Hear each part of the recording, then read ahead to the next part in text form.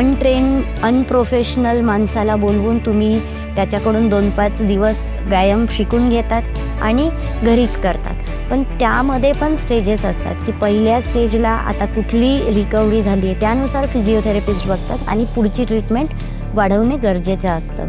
एखाद्या मसाजवाल्याला जो अनप्रोफेशनल आहे, ज्याला काहीही माहिती नाही आणि तो जोराजोरात फक्त मसाज करतो तेलाने आणि वाफ देतोय म्हणजे पेशंट बरं झालं. उलट मसाजपेक्षा जी फिजिओथेरपी आणि ॲक्युपंक्चर आणि एक्सरसाइज ही गरजेची आहे, तर मसाजपेक्षा पण मसाज केली पाहिजे, पण ती कुठल्या प्रॉपर एखाद्या थेरपिस्टकडून मसाज केली पाहिजे.